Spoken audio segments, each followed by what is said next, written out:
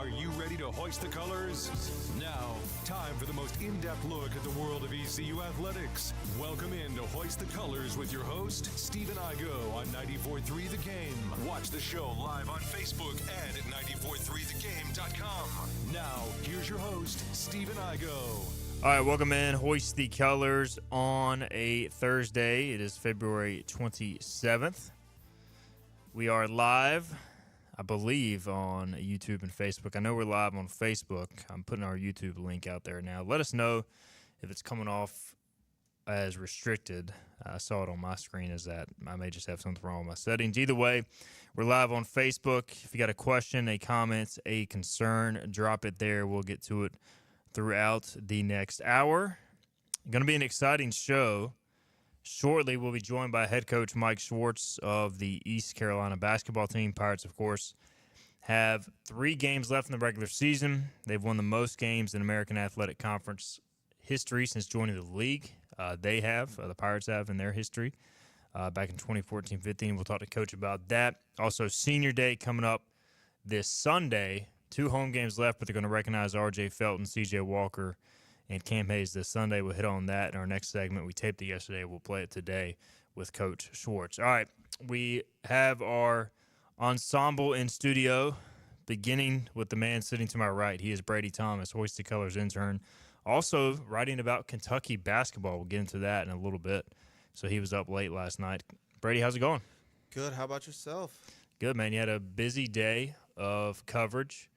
ECU baseball, you were there with me in the press box, got to cover that, and then got to experience a Kentucky win. So you're probably running on fumes right now. Yeah, I went home after the game, covered the game, went home, grabbed some dinner, and wrote a 750-word page paper, 750 words of a paper. I don't know how many pages it got out to be. I wasn't even looking.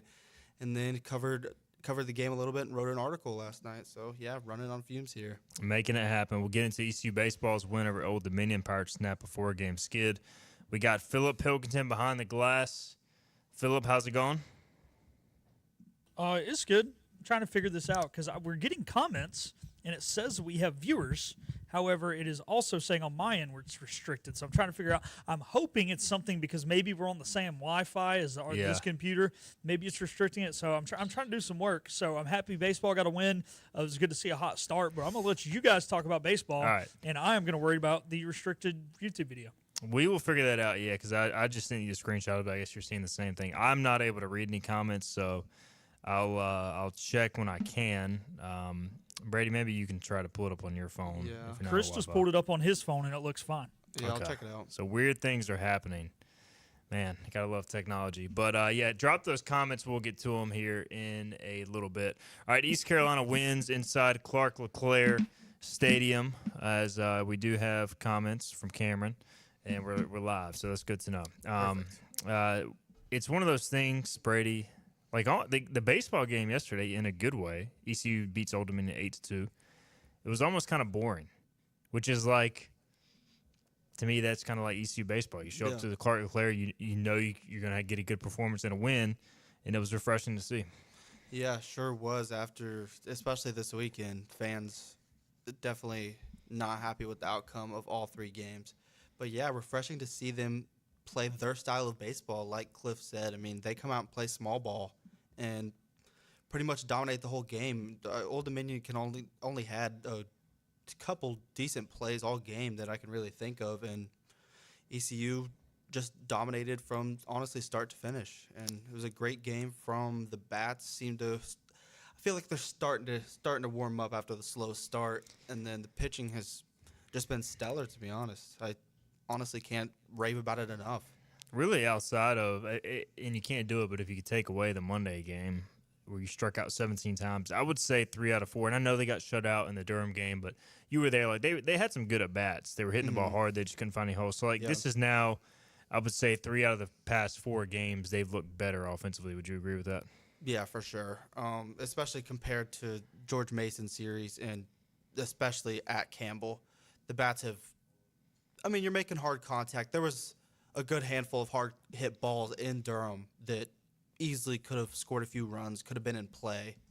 But yeah, bats are finally finally getting to the point where I think they can sustain some runs and put some runs on the board.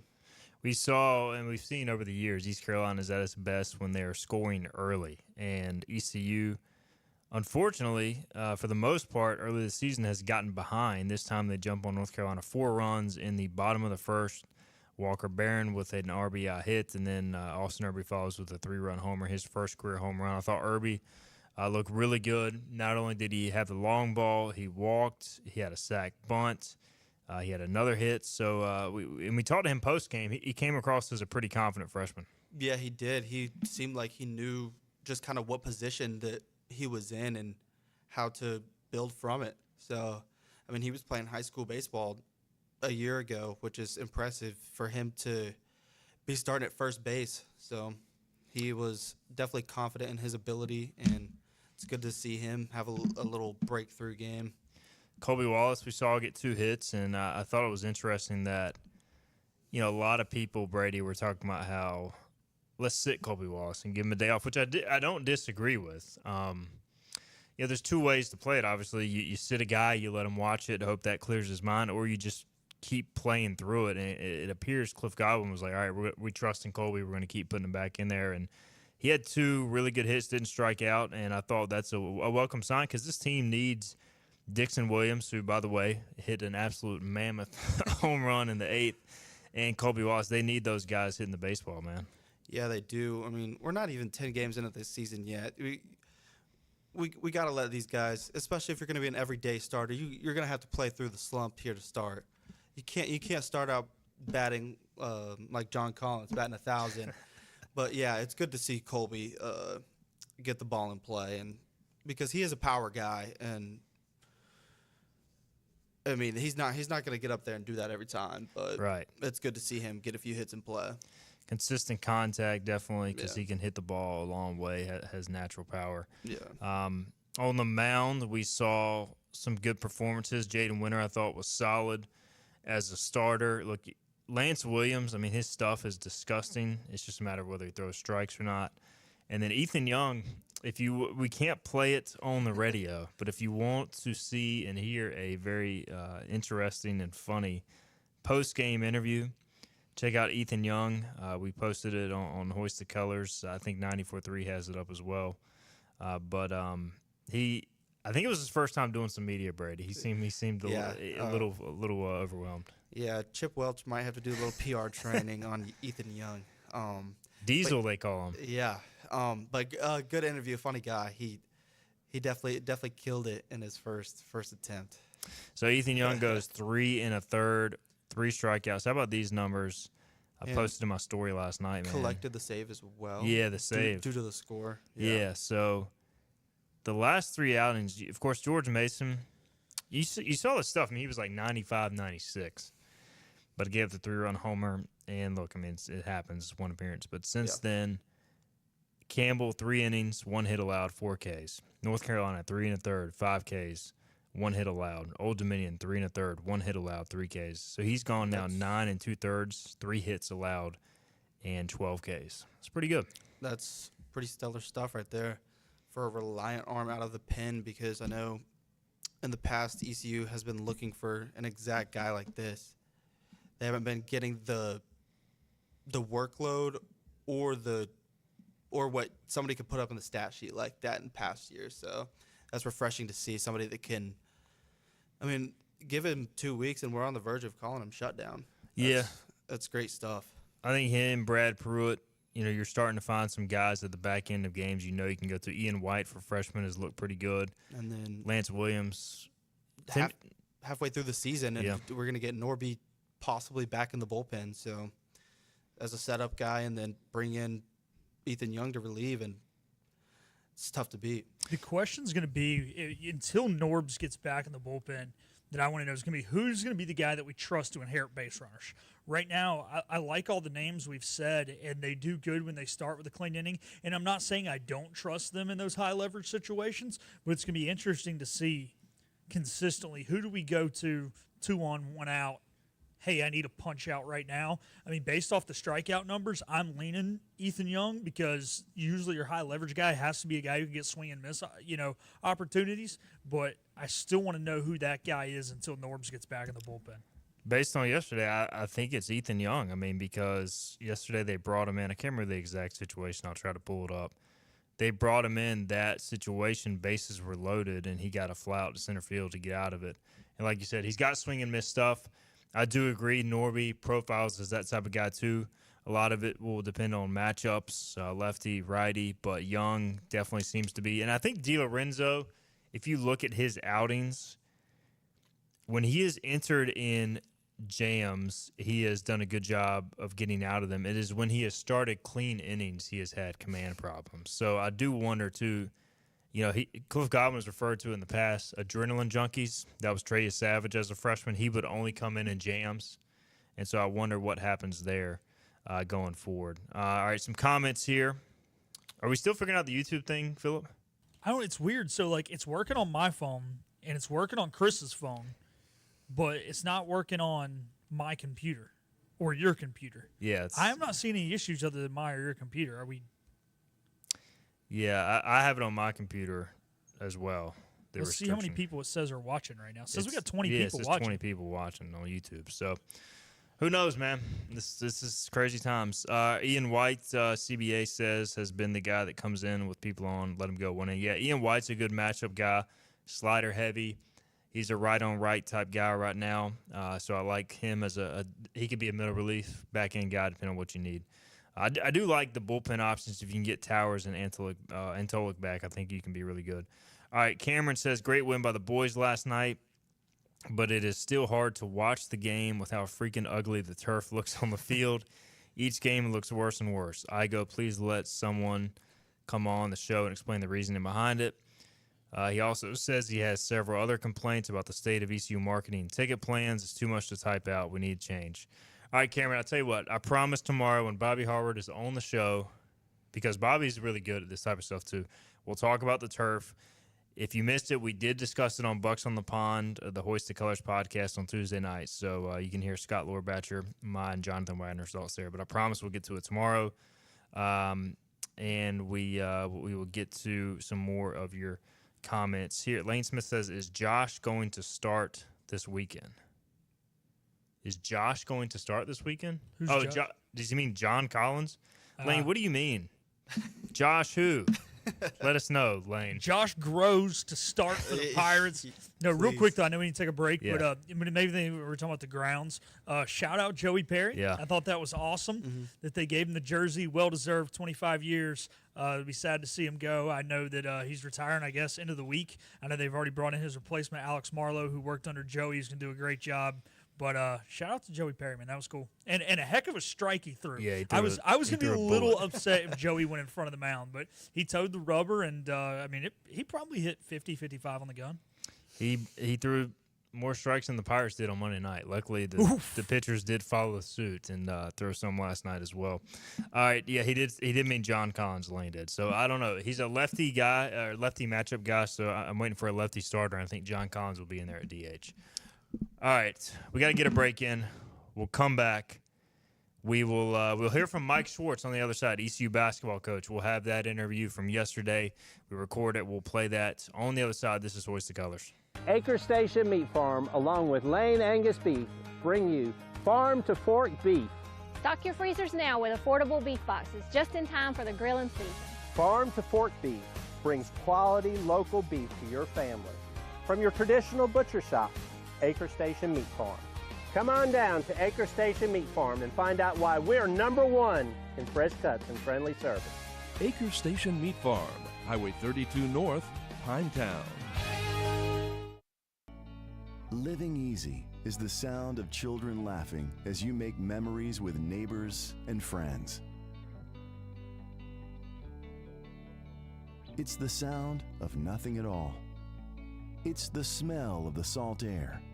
Hear the waters against the marsh grass. See the beauty of our coast. Bow Coast, located in Beaufort, North Carolina. Southern Living's best small town.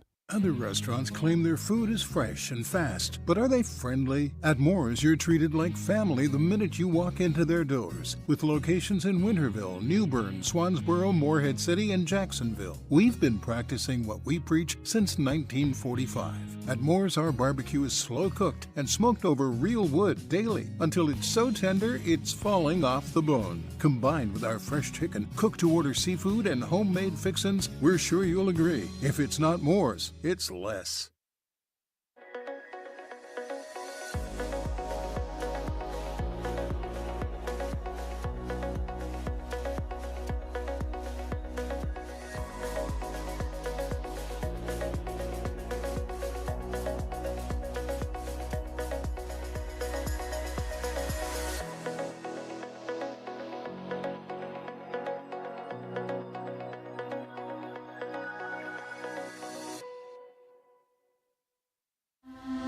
This is about you, your family, and the health of all who live in Eastern North Carolina. This is about the transformation of a health system into something more powerful and more human, about creating new ways to treat disease and keep you well. This is about ECU Health, which is to say, it's really all about you. ECU Health. Minds, hearts, purpose. The Coastal Conservation Association is an organization of saltwater anglers whose goal is to protect marine resources statewide and nationally. We're working to improve saltwater fishing for recreational fishermen. From the Gulf to the North Atlantic, our chapters are the watchdogs of the saltwater fishing industry, working in partnership with state wildlife and fish agencies. Our coastal waters are valuable natural resources that must be protected. Call your local CCA chapter today. What's happening? Tell me what's happening. Every ECU fan's one stop for all things ECU athletics. This is Hoist the Colors with Stephen Igo on 94.3 The Game. Come back into Hoist the Colors on a Thursday edition of the show. It is a week off, at least from game participation for East Carolina basketball. Of course, they're hard at work in practice inside the gym, getting ready for this weekend. The stretch run coming up. We are joined by head coach Mike Schwartz on the phone line, who is busy with practice and all sorts of things, but he's generous enough to take some time out of his day to hop on the phone and join Hoist the Colors, Coach. And I'm sure, look, it's much better to head into a little bit of a bye week coming off a thrilling win than a tough loss. So how have these last few days been for you guys? Yeah, no, appreciate that, man. Appreciate you guys having me, Stephen. Thank you. Without a doubt, I mean, that was a exciting game Sunday versus UTSA, a very good UTSA team that we have a ton of respect for, their players, their coaching staff, and the way they've been playing. I know their record is not indicative of the type of team they are. They've lost so many games, close games, and very competitive. So, yeah, to get that win in overtime and to go into this bye week, I think bye weeks are a tricky thing. I think we were heavy loaded on the front end. We were the last team to have a bye. The last time we had a bye, it was leading into the game versus Temple, in Philadelphia. We played really, really well, and we did not get the win. We lost that game in overtime. The bye scenario has been a little bit unique for the Pirates this year. We have played 5 teams that were coming off of a bye week, and, it's just the way the schedule worked out, and right now we are on our last bye, in the final week of the season. So what does it look like, to answer your question? A lot academic, a lot for their minds and bodies, just getting a chance to get healthy, any bang-up injuries. You guys, our roster as well as anyone in terms of minutes played, and we do play a shorter rotation, 7.5, 8 guys, and so high-minute guys, so they get a chance to hopefully get cleaned up from any injuries or anything that's nagging. And then you got to stay sharp. You got to stay sharp, Steven. So we've had 2 really good practices, staying sharp as we head into game preparation for Charlotte Sunday. East Carolina 16-12 overall, 8-7 most wins ECU has had in conference since joining the American. Pirates still have 3 regular season games left in conference. And Coach, wanted to make sure people understand, obviously 2 home games left, but the Sunday game against Charlotte at 12 noon on ESPNU, that will be the game where you guys honor the senior day, with it being the weekend. R.J. Felton Cam Hayes, and obviously C.J. Walker will be honored. And I think it's important. Look, it's an in-state game. You guys are playing extremely well, which we'll get more into. But also just to have those guys recognized. I mean, RJ, to me, one of the best Pirates of all time, obviously on the scoring list, staying all 4 years, and the other guys have been critical to the team's success as well. So what would a big crowd mean on Sunday for those guys? It would mean everything, Stephen, to be honest. And for the final 2 home games, but particularly for Sunday, obviously it's a noon game, a little bit earlier on a Sunday. But what R.J. Felton over his 4 years has poured into this university, this basketball program, and, the city of Greenville, this community. I mean, I've said it, and I'll say it again. He bleeds purple. He lays his heart and soul every day in practice. I think he's represented this university first class. And I said it in the press conference after the game when we were asked about it, and I truly believe it, that there's 2 more opportunities for fans and Pirate Nation to come out and support him and this ball club. And then I talk about the team in general. I really believe this team has shown a lot of grit and resiliency. You talk about Cam Hayes, who's now in his 2nd year here, playing his best basketball this season so far as he in the final chapter of his college career. And C.J. Walker, I think the way he has bought into Pirate Nation and ECU and coming in and after being coached by the likes of Dana Altman at Oregon and Johnny Dawkins at UCF and playing at the P4 level, and he's come in and played for nothing but what's on the front of his jersey. And in today's climate of college athletics, as you know, that's special because CJ's a 6th-year senior that has come in with the humbleness and a coachability to learn new things, whether it be system-based, program-based, or individual. And I think he's having the best year individually of his basketball career, and hopefully it will lead to one of the best overall team experiences and winning experiences for him in his college career. And that says a lot if we can make that happen at ECU. So when you talk about the crowd Sunday, it means so much because that impacts games. It impacts winning. It impacts experience. And at the end of the game the other day, at the end of regulation and in overtime versus UTSA last Sunday, man, when everyone got on their feet and that place was loud and got electric, that stuff is meaningful because it might just do enough to affect communication on the court of our opponent or between coaches to players, or maybe it affects the guy with the ball. And that stuff is what home court advantage is about, and it would sure be great to see Minges Coliseum feel and look like that for the final 2 home games for us this season, and particularly, as you mentioned, for R.J. Felton, Cam Hayes, and C.J. Walker. No doubt, 12 noon tip on Sunday versus Charlotte, then 7 p.m. Thursday against Tulane before the regular season finale at FAU on March 9th.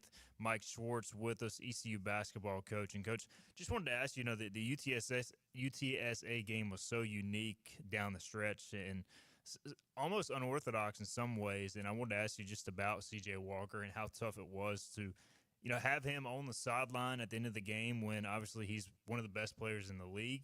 But at the time, maybe that was the right call for the team because of how UTSA was playing, how things were going. So, what was that like from a X's and O's chess match perspective, trying to make that decision with one of your best players? Yeah, it's a great point. And, it is. It's definitely a challenge. You kidding me? We have all the faith in the world in C.J. Walker, and we've played through him, and he's delivered. I've used that phrase many times with him and this team. I said, if you guys remember who Karl Malone was, they called him the mailman because he always delivered. And you know what? CJ's done that. You think about Wichita State, at Wichita State in that win. You think about the first matchup with UTSA. He delivers there. And there's been so many other games, obviously, with him playing great basketball, and particularly in the last 2 minutes of the game when he executes and we get him the ball and he does what he does. But every game is different. The momentum of a game changes a lot of things. And that night, or that afternoon, maybe it wasn't CJ's typical game. And you know what? As a coach and as you're going through the game, what you're doing is you're trying to find the right combination that can click at any moment, particularly in a game like that, Stephen, where, man, they're a really high-powered offensive team. They are a very high-powered offensive team. I would venture to say as high-powered an offensive team as there is in this league, and there's some really great ball clubs in this league. But when you talk about their pace, their shooting, their guard play, if they get you in rotation, they make it very difficult. And when you talk about X's and O's, we were going to a switching defense to try and stay out of rotation, and it was effective in the last 7-8 minutes of the game, plus in overtime. And so with that being said, we went with Trevion at the 5. We went with Trevi at the 5. And it allowed us to be in a switching defense that forced more isolation plays, albeit Primo Spears, Smurf Millender, they were making those plays still, but you create a little bit less rotation offense and you create more isolation offense. And that's what we were going to. And then CJ was a little bit of a nagging foot injury that has been bothering him. It affected him a little bit more in the game. He wasn't quite himself even in the first half, as you could see, and I know his foot was bothering him. So I think those things kind of, to be honest, are just natural ebb and flow of a game, and you're making decisions for the team to be in the best position to have a chance to win.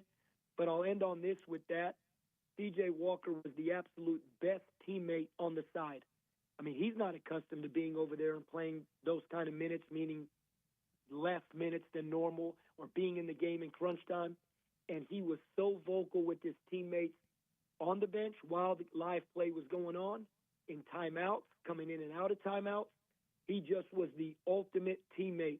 And that's why I say he plays for what's on the front of the jersey, and that's so important. And I think it's a big factor in why we were able to find a way to win on Sunday. No doubt. They showed him on television a number of times, just first off the bench, showing a ton of emotion, so that was pretty awesome. Pirates win at 96-89 in overtime. Yeah, UTSA, man, as dynamic offensively as a 10-win team that I've seen this late in the season, Coach. So y'all had your hands full. Coach, I wanted to ask, too, like going back to the Rice game, y'all have won 7 of 10, and at that point had won 3 in a row. And it could have been, and I was talking about this with Cy Seymour earlier, it could have been like a deflating loss that lingered, but you guys since then have bounced back, won 4 out of 5. So what did that say about the team, too, bouncing back from that tough loss at home to really play some of your best basketball down the stretch here? Yeah, and that was a tough loss. You're so spot on with that. It was a tough loss. And, you know, everyone asked right after that game, was this the after effect of that Temple difficult loss in overtime where we played so well on the road and then came home and lost to Rice? And I'll still stand by it. It was not. You know, maybe I'm incorrect. Maybe I'll look back and I'll go back after the season as I do my postseason review and I watch all our games again. But I have all our preparation and our practices noted. And I didn't think going into that game were we pissed off from the Temple game? Absolutely. But the practices, preparation. I think Rice, you talk about UTSA being a really good team that maybe their record isn't indicative. Look what Rice has done. Rice lost on a buzzer beater at Tulane. Rice just lost the other night to UAB by 1. So Rice is another team that they're better than their record says. Now, that being said, we didn't play very well that night. I thought they played really well. And, yeah, it was deflating. You're right. It was more deflating that game than the Temple game, to be quite honest with you. As pissed off as we were after Temple, when we played the way we did versus Rice that night at home and didn't take advantage of an opportunity to win 4 games to win that game and get back going after a difficult loss, it was very deflating. But here's what I'd say about this team. Stephen, honestly, if you were able to come to practices, there's a resiliency about this team that I think has shown in the small picture game to game, whether it's, hey, we're down to score, or maybe we go on a couple-minute lull on offense, 2-3 minute drought, and a team takes the lead, or we're down double digits in the second half. Whatever it may be, the micro is what I call it, the small picture. This team has shown a real resiliency within games to always keep playing until they tell us you have to leave the court. It's all zeros on the clock, game over. This team's not going to stop, and they're going to keep playing regardless. So what I'm saying in the big picture is they do that every day in practice. If we have a tough loss or an exciting win, when we get back on the court, they compete. They bring it to the max every day in practice. We have a real philosophy of you just have to be in the present moment to get better at what we're trying to accomplish that day, whether it be a workout, a film session, a shoot-around, or a full-on practice. And then in the big picture, what I would say the biggest of pictures is I think we've done that in terms of being able to have multiple win streaks. So I think there's a resiliency about this team that regardless of an extreme high or a really disappointing low, that this team stays consistent and stays gritty in terms of its approach the next day, the next game, and so on and so forth. So that's what I would attribute, to be quite honest, their work ethic and resiliency to why hopefully we're playing some of our best basketball and still can continue to even be better than that moving forward. Mike Schwartz, head basketball coach for the Pirates, with us. And, Coach, I was a communications major, not a math major, so this may not be 100% right, but I did run it twice.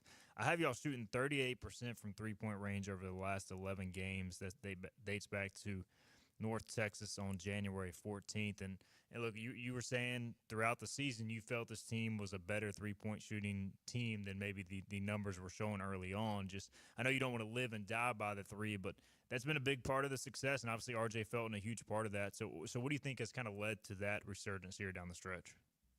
Yeah, you are accurate. You're 100% accurate on that. And I've always said the three-point shot is more powerful than it's ever been in basketball as a whole. I know there's so much talk about it in the NBA right now, but it's like all things. The NBA starts to filter down into college, and that filters down into high school. And right now I just think we're seeing it. I was watching the game last night. A team had 13 threes in the first half in a Big East game last night. And the three-point ball is just so powerful. And you are accurate in saying we don't want to live and die by it. We're not a team that's going to shoot 30, 35 threes. Maybe in the future we will be. Maybe we'll have that kind of ball club. But what we attribute to it is that we never lost confidence. We never tried to say, hey, we can't shoot threes. We know what good threes are for this team. We know who can shoot threes on this team. And it's about shot quality. I've used that word a ton with our team and in talks, whether it be interviews or media, whatnot. Shot quality is important because that means the process is right, the winning process of your offense or the winning process of your defense that might create those looks in transition, or offensive rebounds, which we know is a staple of our team, an opportunity. But with that being said, you look at the last 5 games, and we're shooting 42% in the last 5 games. You look at our conference wins, our 8 conference wins. From 3, we're shooting 41%. I mean, overall in conference, we know we're towards the bottom of the conference overall in the 15 games. But we've gotten it up to 34% in conference play. But I always said it back in December, we really hit we hit about rock bottom shooting the ball. We were really struggling. And it wasn't just shooters. It wasn't just role guys. It was the guys that we count on. We just were not shooting the ball well. But what we had to do was, Stephen, we had to keep our head down, keep chopping wood, keep working on our shot quality, make sure we're getting the ball movement, make sure we're getting the right ones. And I really had faith in the way we work and the way these guys work in this program on a day-to-day basis, not just in practice, but what we do with workouts, our coaches with our players, the guys' dedication to be in the gym and shoot. And if our process stayed right, I felt like it would come around, and I'm hopeful it continues to do so. But it's definitely been very helpful, and a huge part of our run here is shooting the 3 ball the way we have been. Last name for Coach Schwartz. We'll get him out here. He's a busy man. Coach, obviously with some I don't want to say downtime because you're still extremely busy, but at least downtime from games and other games in the conference going on.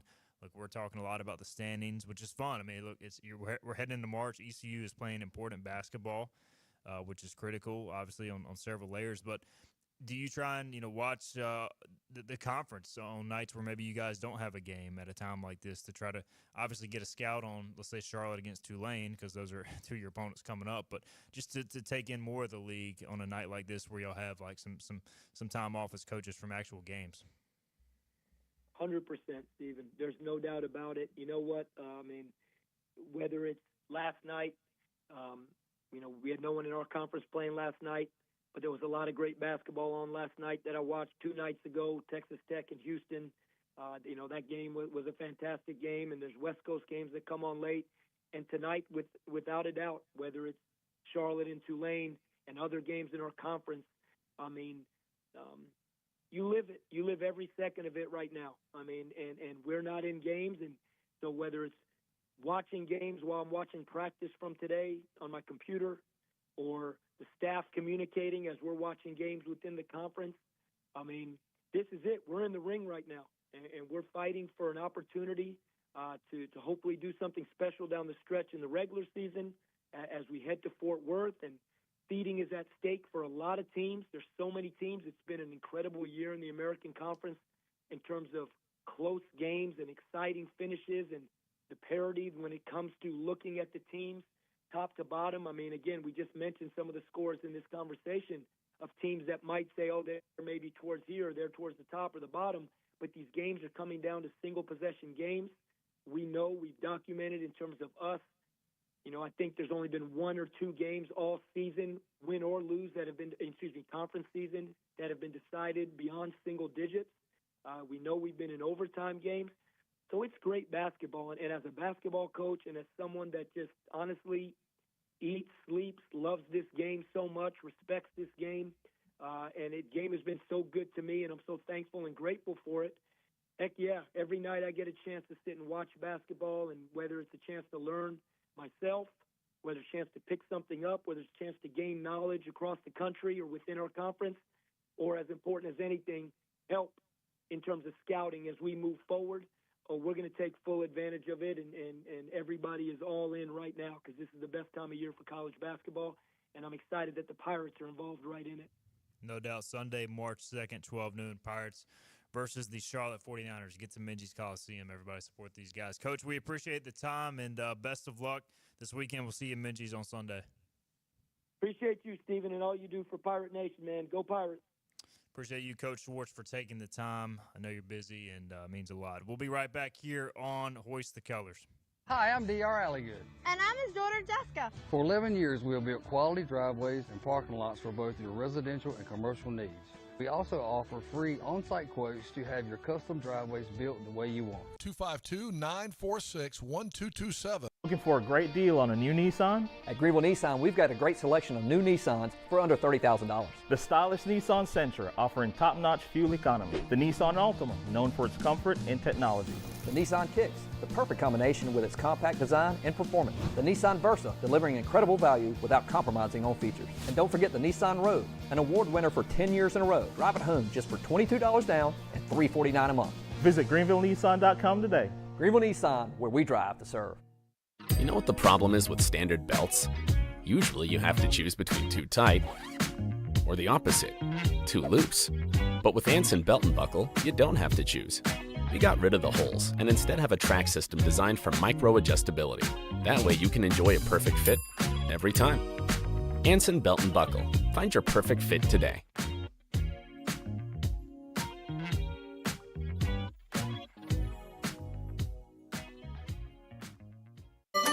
Your confidence makes everything look good.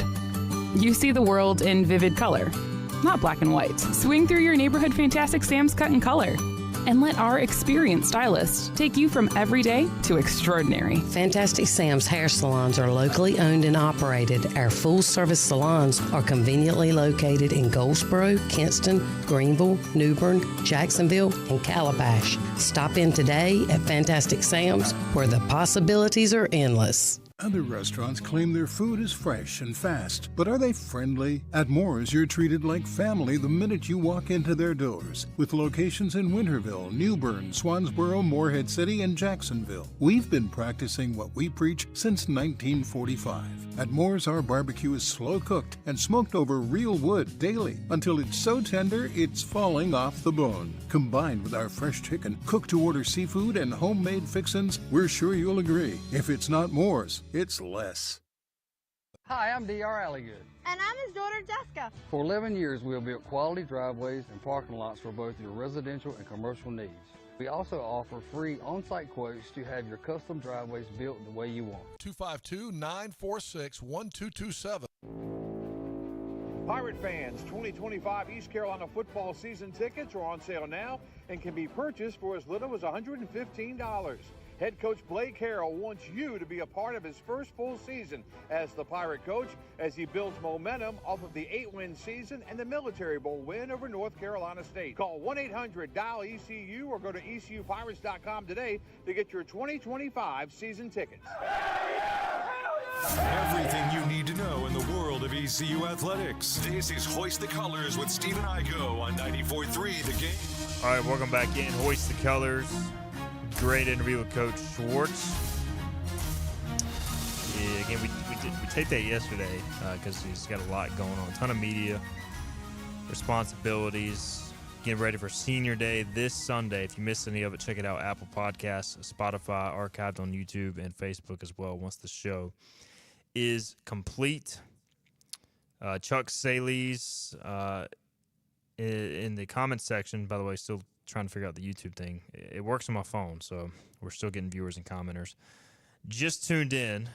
Appreciate Coach Schwartz's efforts in our basketball program, and JHP Direct says he's got our guys playing hard. And Brady Thomas back in studio with us. Philip Pilkington behind the glass. That's the one thing, Brady, even when ECU's had its ups and downs this year, you can never question their effort. Like, they play hard every single night. Yeah, they do. There's no lack of energy, and I think that comes right from the source of R.J. Felton. He'll be the first guy to be all over the glass, rebounding, running transition. CJ's right there with him. And I honestly don't think Jordan Riley gets enough credit for his efforts that he's had the last month or so. He's been an absolute beast on all ends of the floor. He's an athletic animal, to be honest. But yeah, Coach Schwartz, I put a tweet out the other day. Coach Schwartz, his tenure here will be longer than most people think just because of that.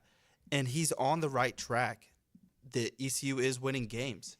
They are – I understand they'll have a complete roster reform next season, but get some of those same guys in here plus a shooter, plus a couple shooters. Coach Schwartz knows that he needs shooters, and Coach, that's the key to his long-lasting tenure here is just winning energy and a couple shooters, and he'll be on the right track here at ECU. So speaking of college basketball, you are now doing some work. You obviously interned with us at Hoist the Colors for the past year. Now doing some writing, SB Nation, A Sea of Blue for the Kentucky Wildcats. So how's that going? And they won on a buzzer beater last night. We'll kind of take a look around college basketball as a whole. So how's that process been? It's been good. I started maybe about a month ago or so, and I've written 4 or 5 articles for them. And I know I probably irritate my ECU followers for covering their games here and there on X, but hey, it's not North Carolina at least. So yeah, I would probably be already unfollowed. Or Duke, Philip, or State. Why are you coming to Duke? I'd already be unfollowed if it was State. But yeah, it's going well. I've been covering some games here and there and just writing a few articles here and there after games. But I love it. It's my passion, to be honest, and I don't miss a Kentucky game. I'll clear out my whole schedule. It doesn't matter who I'm supposed to hang out with, what's going on. I'll watch every game. What if it's ECU basketball versus Kentucky basketball? I'll be wearing blue. I'll be up in section 213 wearing blue. even if Kentucky came to Minges, you'd pull for the Wildcats? Oh yeah. Oh man. Yeah. Might have to send you to go right for our Kentucky 24/7 site. Shoot, I don't think we're going to see it. Maybe in the NCAA tournament. What seed is Kentucky as? It's supposed to be 3. So all right, 3-14. Yeah, there you perfect. go. It's going to happen. Let's match up. I can't wait to see that. Yep, but it's going well. I love it. It just flows so easily. It's just passion and love. So.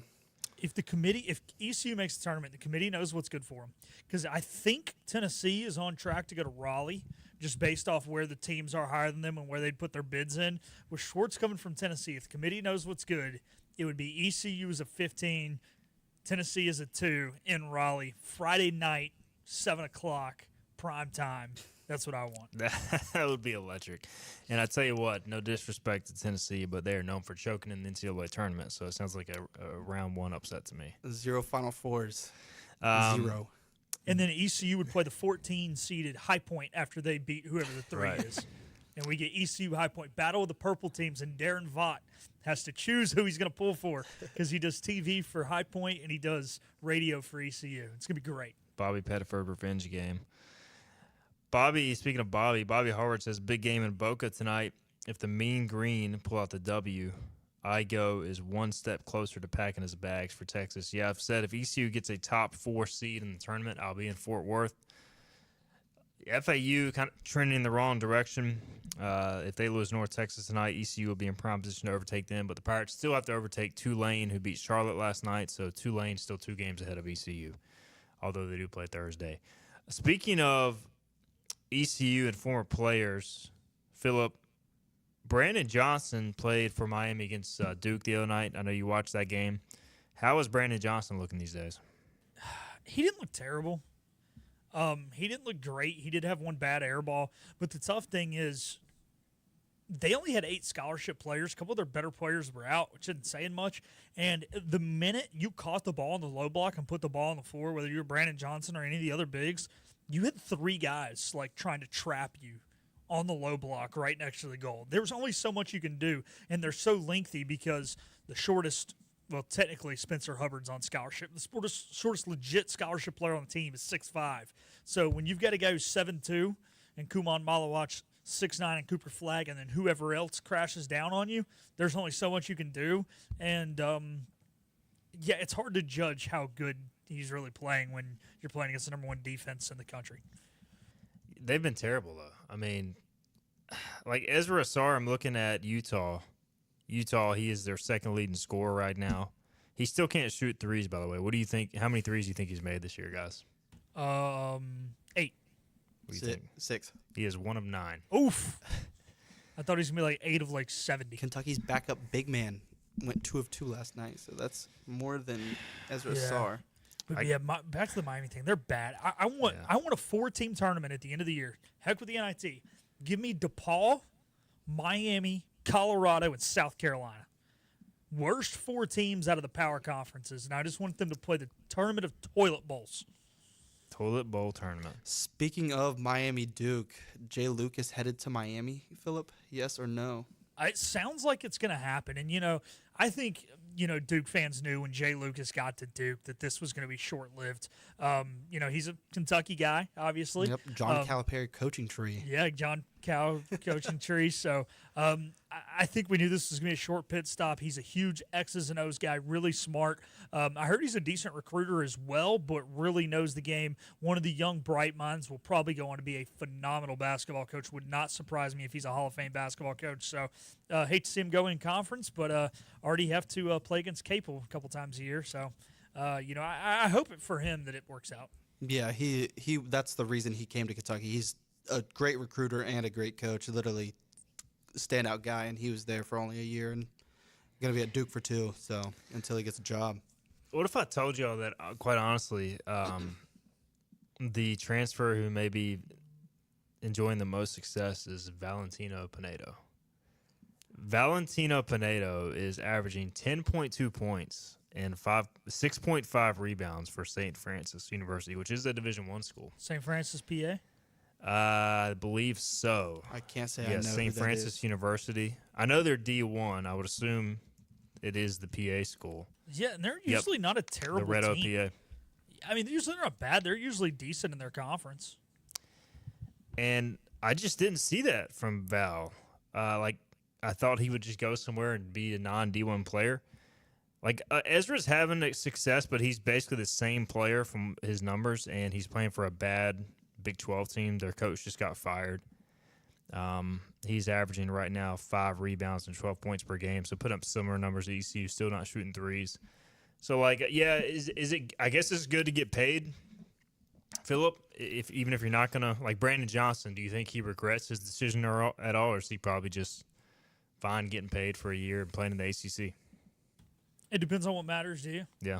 There are 3 things that can matter. It can be loyalty to a program. You want to build something, always stay there, Holton Ahlers. It can be R.J. Felton. Yeah. It can be the almighty dollar, or it can be winning or playing time. So I guess it can be 4. So it depends on what matters to you. If it's money and playing time, he's getting plenty of that. So if it's winning, he would better off being here. No, I'm not sure he has many complaints living in Miami, Florida either. Yeah, I'm sure Coral Gables is, just a complete dump. I'm sure there's no beautiful women. I'm sure there's no pretty beaches. I'm sure the weather's crappy all the time. Yeah, I'm sure he's hating it. 6 wins, though. 6 but wins. Hey, Three, like you said, 3 of those came the first 3 games of the season, and they've won 3 games since. tough year for Miami Hurricanes. All right, we'll get a break in. We'll come back. We'll wrap up the show after this. Ready to go for big savings? You've got the green light at Greenville Toyota with the new Corolla just $239 a month or new Tacoma only $349 a month. The green light savings event is on right now at Greenville Toyota. The team of Flatlands Jessup is working overtime to help ensure that Eastern North Carolinians like you get the health insurance help you need this open enrollment period. New legislation passed meaning more people than ever qualify for affordable coverage. Let us help you today. The best burgers around. Everyone loves a thick, juicy, and fresh burger. Tiebreakers does real burgers better than anybody. And don't forget about the cheese sticks, fresh salads, and more. So don't just go to any burger-themed restaurant chain.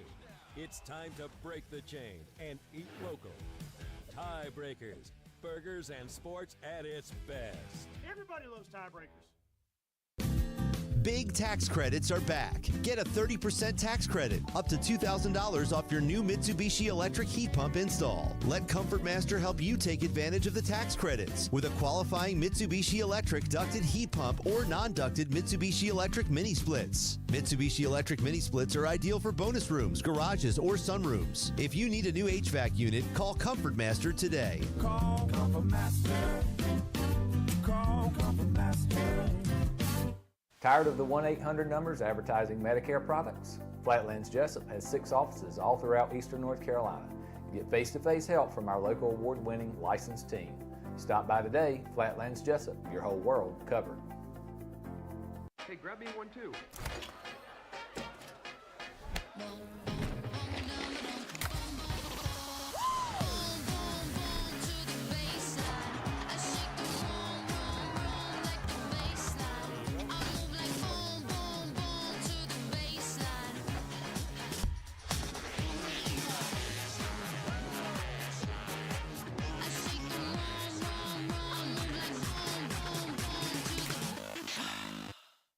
Your roof is a vital part of protecting your home and family from dangerous storms and hurricanes. At Assist Roofing, we install and maintain metal roofing that provides precise protection. Add value to your home while lowering utility costs with a fortified roof to last a lifetime. With 0% financing, grants, and Energy Star Green Roofing tax credit available. Call us to schedule a free consultation so you can weather any storm with confidence. Green is what you'll save during our Green Light Savings event at Greenville Toyota. Get a new Camry, $269 a month, or a new RAV4, $339 a month. When the green light is on, you save big at Greenville Toyota. We're live with Stephen Igo on 94.3 The Game. Hoist the Johnny Roger! Now, back to Hoist the Colors. All right, welcome back in. Hoist the Colors. Final segment here. We got a few minutes left here. Brady Thomas in studio. Hoist the Colors intern Philip Pilkington hanging out behind the glass with a couple of 94.3 The Game interns as well. Keith LeClaire Classic is this weekend, and we'll get into that more tomorrow with Bobby Harvard. Philip, you were PAing some softball last night. I do want to give a shout-out softball and ECU women's basketball. Women's basketball on the road beat FAU on the road, so that was a big win for them, bouncing back from a tough loss to North Texas. But how about the softball team? 2 wins in a midweek doubleheader against 2 separate opponents. They knock off UNCW, which I believe came in on a 10-game winning streak. Fun game there, and then they also topped North Carolina Central 9-3. So Shane Winkler's team getting a couple big wins. They did, and there was an inning against the Seahawks in which they had 4 solo shots. They did it with the long ball, but they also manufactured runs really well. And the other thing I like to see is we saw a variety of arms get in the game. Saw some of the younger girls who have not had, one of which had been injured and not had any pitching experience at the collegiate level, as well as some that have only had some spot opportunities. Really an opportunity to gain some confidence. They threw well. So, shout out to Shane. They got a 6-hour bus ride today. So, Shane, I hope you're getting some sleep. If you're listening on our app right now, he said he's going to try and get some shut-eye on the bus because it's a long bus ride down to Clemson, and they got a big weekend ahead. Big weekend ahead. Clemson hosting the Tiger Invitational. Morgan Johnson, former Clemson transfer, going back home. Lafayette and Indiana also on the schedule for ECU in the coming days for softball. We were talking, guys, ECU basketball outgoing transfers. We'll have a show at some point where we update all the outgoing transfers, where they landed. But do y'all remember where Caleb LeCount landed? Could y'all name the school? Well, you just told me during the break. Can you remember it, Philip? It's a D2 school. It is a Division It's somewhere in It's in California. Oh, it's in California. I was gonna guess it's in the Pennsylvania, Ohio area. Yeah, I don't know any D2 schools out there unless they're really, really good at football. Humboldt State, Cal Poly Humboldt. You're making up names now. I mean, that's what it says. California State Polytechnic University Humboldt is what it says. Is on that Google. Close to where he grew up? Is that in the LA metro area? Okay. It is, I believe, in that area. By the way, we're running out of time. Caleb LeCount averaging 12.1 points. He has 112 assists to 81 turnovers, and he has also blocked a shot. He has one block on the year. Could you imagine getting rejected by Caleb Not LeCount? Bad for a Muggsy Bogues height. No doubt. Player. He's shooting 41% from three-point range. That was what they told us he was going to do coming out of high school. He's averaged 20 a game in high school, and he didn't grow up in a bad area. He's straight out of Compton. No doubt. He could shoot the ball. It's just, I think he was a little too small to play D1. But glad he's having some success at the Division II ranks, Caleb LeCount. I tell you what, we'll do a fun show like that where we dive into all the outgoing transfers for all the big sports coming up. Brady, appreciate it, man. Yes, sir. Good time as always. Thanks to Philip. Thanks to our interns as well. We'll be back tomorrow at 12 noon with Bobby Harward. We'll see you then. This has been Hoist the Colors with your host, Stephen Igo. Tune in weekdays at noon for all things ECU sports. Get a recap of the show at 943thegame.com, on Twitter, Facebook, or anywhere you get your podcasts. We're back tomorrow with more of Hoist the Colors on 94.3 The Game.